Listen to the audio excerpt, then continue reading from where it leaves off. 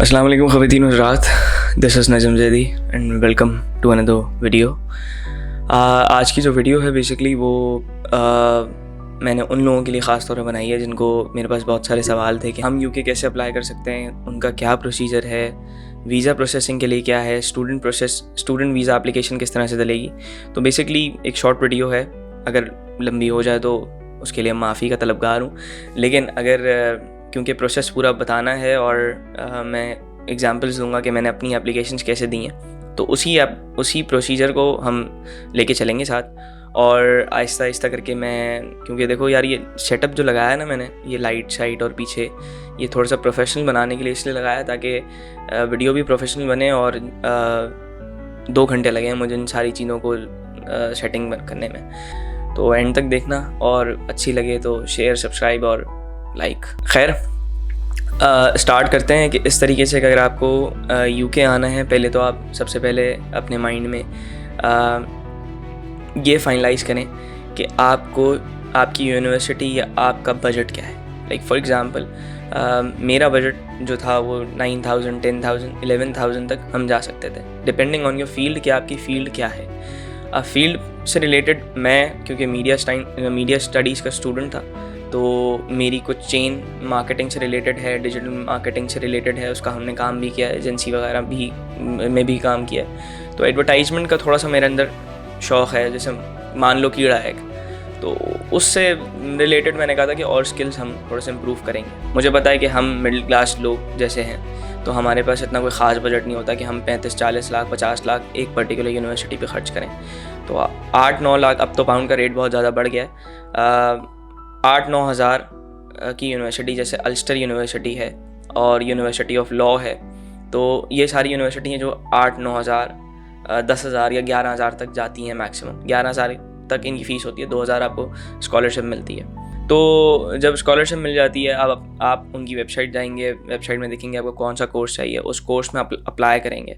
Apply करने के लिए एक सिंपल फॉर्म दिया हुआ होता है वेबसाइट पे भी, या फिर आप किसी कंसल्टेंट के थ्रू जा रहे हैं तो वो IDP मैं प्रेफर करूँगा।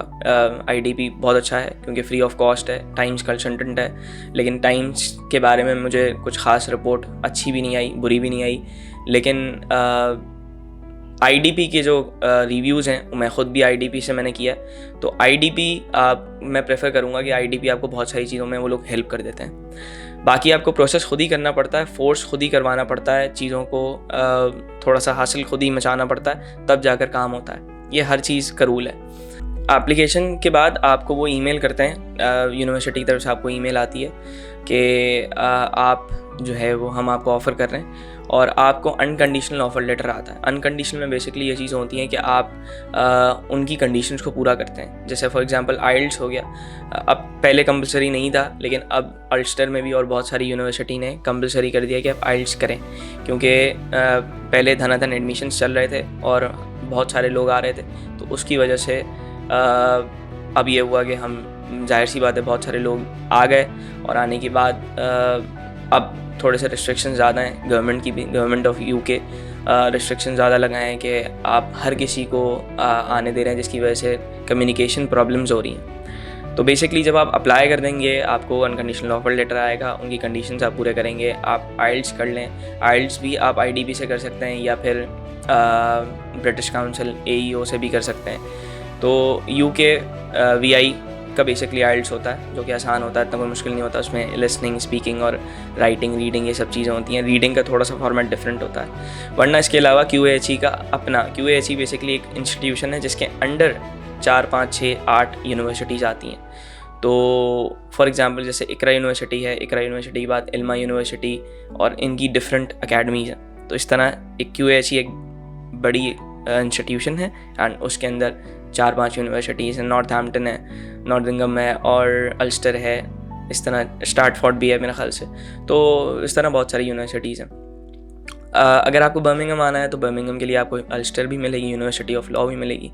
यूनिवर्सिटी ऑफ लॉ अलग है, वो QAHE में नहीं आती। QAHE का अपना भी एक टेस्ट होता है, QAHE का आप टेस्ट दे सकते हैं, जो आइल्स कवर नहीं होता, लेकिन अब कंपलसरी कर दिया है कि आइल्स देना है, तो QAHE का अपना टेस्ट कैंसिल कर दिया है। सेकंड, जब आप ये कंडीशंस पूरी कर देंगे, अपने ग्रेड्स वगैरह, एप्लीकेशंस, स्टेटमेंट ऑफ पर्पस, ये सब आप दे देंगे, तो उसके बाद यूनिवर्सिटी आपको ऑफ़र करती है, आपको फ़ीस भरनी पड़ती है। जब आपको कंडीशनल ऑफ़र लेटर मिल जाएगा, कंडीशनल ऑफ़र लेटर के बाद वो आप मेंशन करेंगे आपको इतनी फ़ीस देनी है। तो फॉर एग्जांपल आपको 6500 पाउंड्स देने, 6500 पाउंड्स आपने वहाँ से भेज दिए, वो थ्रू आप बैंक भेजते हो। प्रेफरेबली यही होगा कि आप अपना जो अकाउंट है वहाँ पाकिस्तान में, उस अकाउंट से ही भेजें, और जब वो भेज देंगे तो फिर उसके बाद आपका एडमिशन कंफर्म हो जाएगा। एडमिशन कंफर्म होने के बाद अगर कोई रिक्वायरमेंट उनकी तरफ से होगी तो वो ईमेल कर देंगे, नहीं हुई तो आपको विदिन 1 वीक या 2 वीक्स में वो आपको कैश दे देंगे।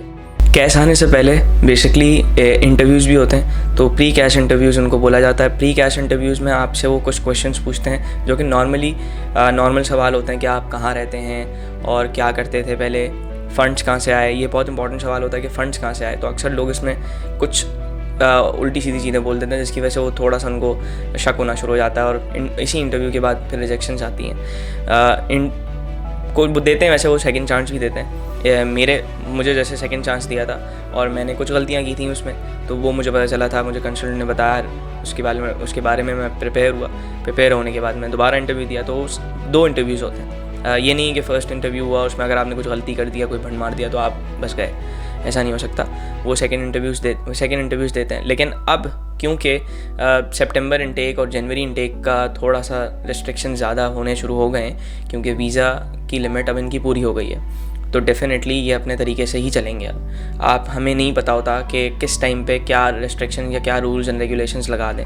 तो हो सकता है कि मैं जब अपनी वीडियो लगाऊं और उसके बारे में आप सितंबर में अप्लाई कर रहे हों तो आपके रिस्ट्रिक्शंस लेवल्स कुछ और हों, ठीक है।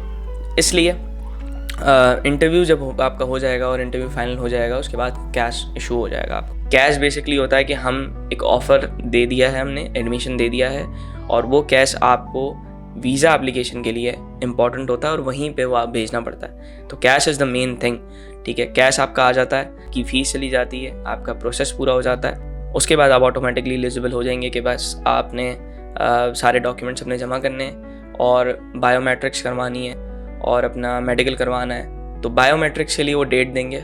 जेरी बेसिकली वो ऑनलाइन पूरा सिस्टम होता है, यूके गवर्नमेंट की वेबसाइट होती है, वहाँ से आप बायोमेट्रिक्स के लिए अपॉइंटमेंट लेंगे, अपने सारे डॉक्यूमेंट्स अपलोड करेंगे और वो आपको एक पर्टिकुलर डेट देंगे, 2-4 दिन 5 दिन, डिपेंडिंग ऑन के ट्रैफिक क्या है। अगर ट्रैफिक ज़्यादा हुआ तो आपको 1 महीने बाद की भी मिल सकती है, वरना फिर पेड भी बायोमेट्रिक्स होती हैं, लेकिन वो बहुत ज़्यादा होती हैं, 80-90 हज़ार तक की भी हो सकती हैं।